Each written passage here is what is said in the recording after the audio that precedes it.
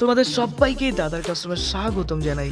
এই ভিডিওতে class 7-এর third summative test অর্থাৎ ফাইনাল পরীক্ষার বাংলার মোস্ট ইম্পর্টেন্ট বইভিত্তিক সাজেশন নিয়ে আলোচনা করব। প্রথমত ক্লাস 7-এর বাংলা বইয়ের পৃষ্ঠা নাম্বার 150 বের করো। দেখো, তৃতীয় পর্যায়ক্রমিক মূল্যায়নে তোমাদের ভানু সিংহের পদাবলী, ভারতীর্থ, স্বাধীনতা সংগ্রামী নারী, রাস্তার ক্রিকেট খেলা, দুদিন ফুরালে জাদু কাহিনী, গাধার কান, পটলবাবু ফিল্ম স্টার, চিন্তাশীল দেবতা, হিমালয়, বইটই এগুলো রয়েছে। আর মাকু থেকে থাকবে 6ষ্ঠ থেকে 11 অধ্যায় পর্যন্ত। আর ভাষাচর্চা থাকবে শব্দ তৈরির কৌশল, কারক বিভক্তি, অনুসর্গ, পত্র রচনা, এক কথায় প্রকাশ এবং বাগধারা। এবার আমি একটা কথা বলি, দেখো বিভিন্ন স্কুলের সিলেবাস বিভিন্ন রকম, তো যে সমস্ত স্কুলের সমস্ত বই থাকবে তারা অবশ্যই আমার প্রথম ইউনিট টেস্টে দেওয়া এই সমস্ত গল্প কবিতার মোস্ট ইম্পর্টেন্ট প্রশ্নগুলো দেখে নেবে এবং দ্বিতীয় ইউনিট টেস্টে দেওয়া এই সমস্ত গল্প কবিতার মোস্ট ইম্পর্টেন্ট প্রশ্নগুলো দেখে নেবে।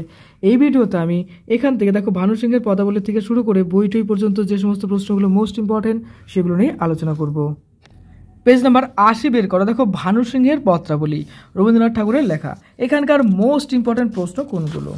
অবশ্যই এগুলো ফলো করবে। দেখবে 82 পেজে আছে তোমাদের মোস্ট ইম্পর্টেন্ট প্রশ্ন। দেখো 82 পেজের এই যে প্রশ্ন রয়েছে, প্রথমত দেখো একের যে প্রশ্ন রয়েছে এগুলো সবগুলো কিন্তু এমসিকিউ, অর্থাৎ সঠিক উত্তর আমাদের নির্বাচন করতে হবে। যেহেতু শর্ট প্রশ্ন তার জন্য সবগুলোই পড়ে রেখো। 1-এর 1, 1-এর 2, 1-এর 3, 1-এর 4, 1-এর 5। এরপরে 2-এর যে প্রশ্নগুলো রয়েছে 2-এর 1 নাম্বার, 2-এর 3 নাম্বার, 2-এর 4 নাম্বার, 2-এর 5 নাম্বার, 2-এর 6 নাম্বার, 2-এর 8 নাম্বার। এরপরে 83 পেজ বের করো। দেখো, অর্থ লেখো, ব্যাকরণের এই প্রশ্নগুলো পড়ে রাখবে আর কারক বিভক্তি সবগুলো প্র্যাকটিস করবে এবং এর পাশাপাশি যদি পারো ব্যাকরণ বোধ থেকেও প্র্যাকটিস করে রেখো। অবশ্য নিয়মের উপর খেয়াল করলে কিন্তু তোমার বেশি প্র্যাকটিসের দরকার পড়বে না, কারণ নিয়ম জানলে তুমি যে কোনো কিছুই করতে পারবে। এরপরে দেখো 8-এর যে রয়েছে শব্দ যেগুলোর অর্থ পার্থক্য সবগুলো দেখে রেখো, 9, 10 এবং 12 নম্বর। এরপরে দেখো ভারতীর্থ, রবীন্দ্রনাথ ঠাকুরের লেখা। এখানকার মোস্ট ইম্পর্টেন্ট প্রশ্ন তুমি পেজ নাম্বার 87 পেয়ে যাবে। দেখো 87-এর এই প্রশ্নগুলো ইম্পর্টেন্ট। 1-এর প্রশ্নটা সব থেকে বেশি ইম্পর্টেন্ট, তারপর 2 নম্বর মোটামুটি, 5 নম্বর মোটামুটি, 7 নম্বর মোটামুটি ভালো ইম্পর্টেন্ট রয়েছে, 8 নম্বর, তারপরে দেখো 12 নম্বরের এই প্রশ্নটা। এরপরে 88 পেজ বের করো। এখানকার 15-র দেখো ব্যাকরণ সবই পড়ে রেখো এগুলো। আচ্ছা, এরপরে দেখো 18 নম্বরের এই প্রশ্ন, 19 নম্বর এবং 20 নম্বর। আর নিচে দেখো একটা ইম্পর্টেন্ট লাইন পাবে, এই লাইনটা দাগিয়ে রাখবে অবশ্যই।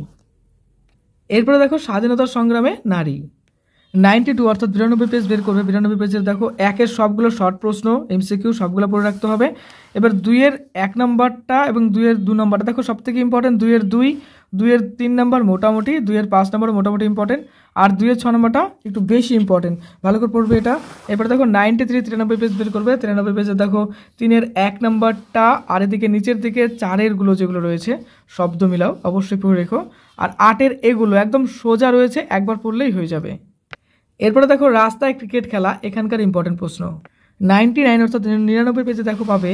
প্রথমত এখানকার সবগুলো এমসিকিউ পড়ে রাখবে। এরপরে 100 পেজ বের করবে। 100 পেজের দেখো এখানকার 4-এর যে প্রশ্ন রয়েছে সবগুলো ইম্পর্টেন্ট। 6-এর ক্ষেত্রে ব্যাকরণ তোমাকে সব প্র্যাকটিস করতে হবে। এরপরে চলে আসো দেখো 9-এর এই প্রশ্নগুলো। এরপরে 101-এর এই প্রশ্নগুলো কিন্তু অল্টারনেটিভ করে দেয়। এখানকার সবগুলোই প্রশ্ন দেখবে যে অল্টারনেটিভ করে কোনো না কোনো স্কুলে দিচ্ছে, তার জন্য আমি বলবো যে তোমরা সবাই এই প্রশ্নগুলো পড়ে রেখো। একদম শর্ট প্রশ্ন রয়েছে, একবার পড়লে দুবার পড়লে হয়ে যাবে। আর এই দেখো দুটো একটি বাক্যে এগুলো শর্ট প্রশ্নের মধ্যে পড়ে, এগুলোও কিন্তু দেখা যাচ্ছে যে কোনো স্কুলে এই প্রশ্নটা দিচ্ছে 5 নম্বরটা, আবার কোনো স্কুলে দেখা যাচ্ছে যে 2 নম্বর দিচ্ছে, তো অল্টারনেটিভ কিন্তু সবগুলোই দিচ্ছে, তো এখানকার সবগুলোই পড়ে রেখো। ওকে, এই প্রশ্নগুলো কিন্তু দেখো ফাইনাল পরীক্ষার জন্য ভীষণ ইম্পর্টেন্ট, কারণ এটা থেকে অর্থাৎ এই গল্পটা থেকে প্রচুর প্রশ্ন করা হয়, তো অবশ্যই এগুলো ভালো করে পড়ে রেখো। এরপরে দেখো শঙ্খ ঘোষের লেখা দিন ফুরলো, এখানকার মোস্ট ইম্পর্টেন্ট প্রশ্ন। প্রথমত 103 পৃষ্ঠাতে আসো। দেখো 2-এর যে প্রশ্নগুলো রয়েছে ছকটি সম্পূর্ণ করো, এটা পড়ে রাখবে।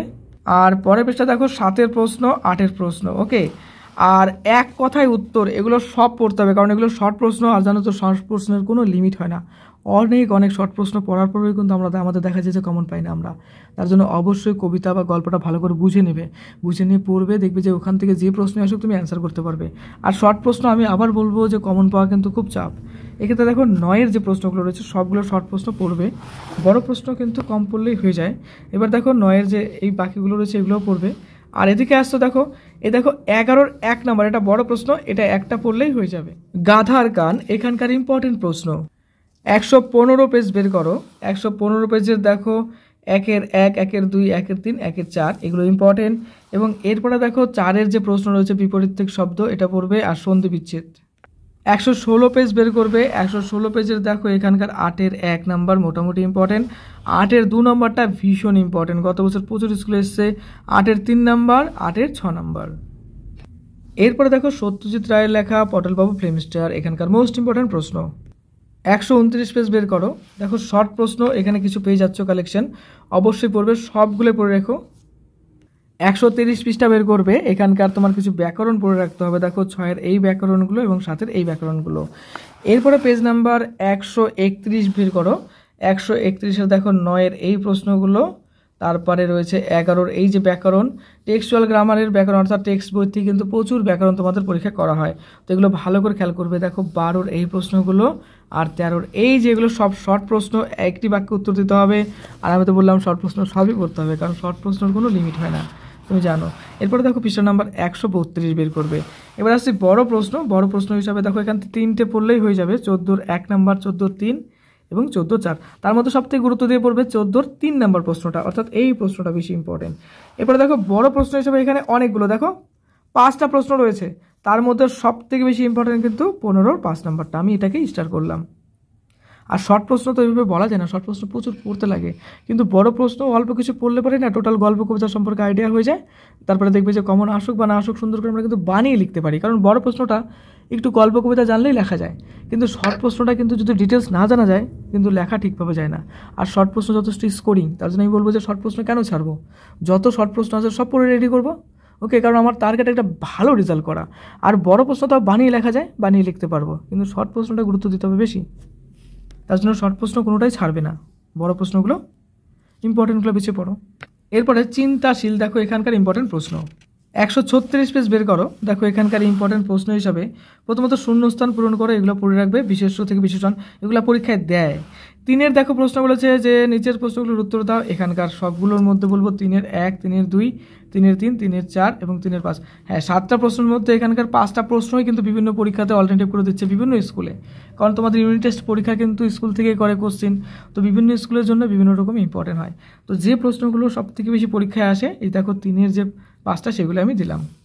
এরপরে চলে আসো, দেখো 5-এর যে প্রশ্ন রয়েছে, 5-এর সবগুলো পড়ে নিও, এগুলো তো ব্যাকরণের মধ্যেই পড়ছে।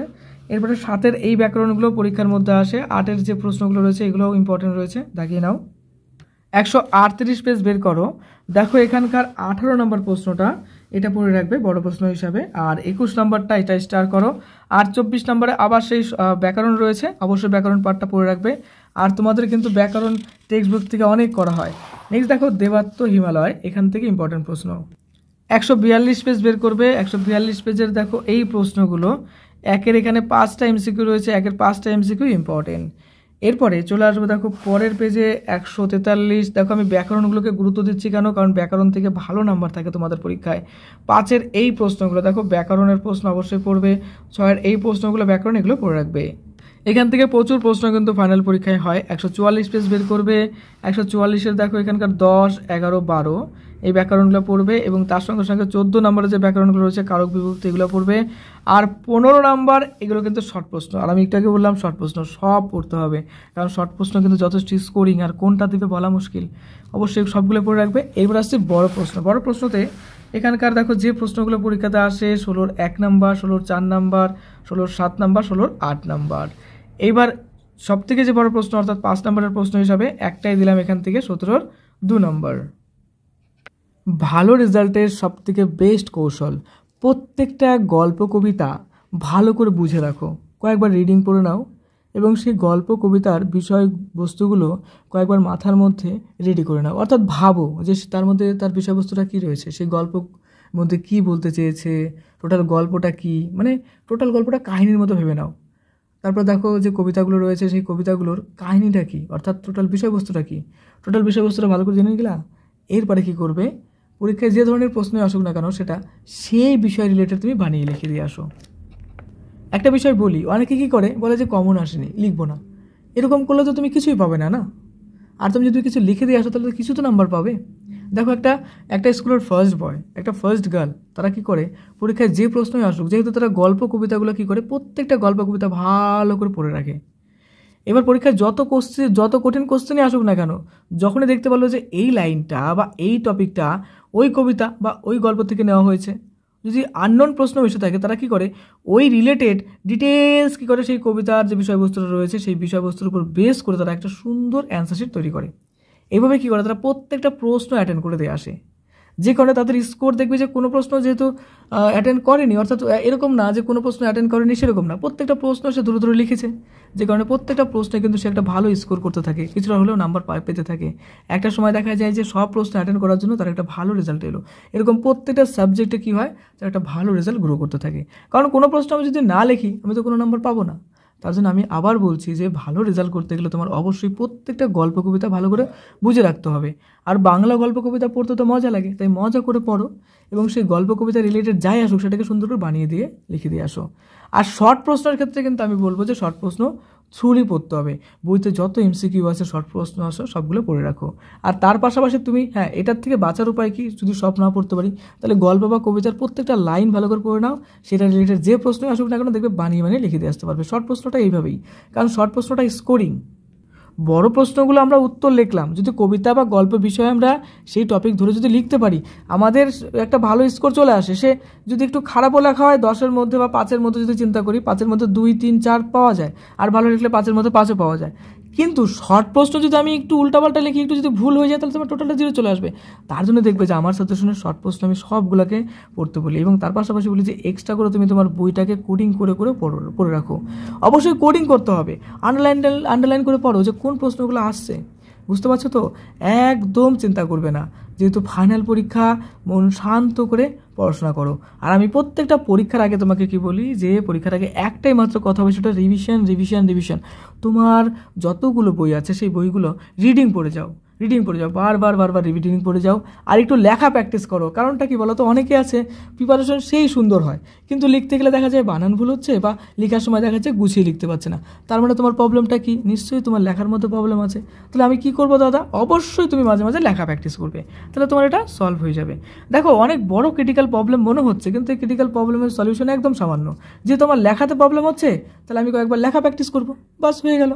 বুঝতে পারলে তো? তো প্রত্যেকটা গল্প কবিতার ডিটেলস বোঝো, ওকে? যা পারছো সেটা রিলেটেড বানিয়ে লিখে দিয়ে আসো।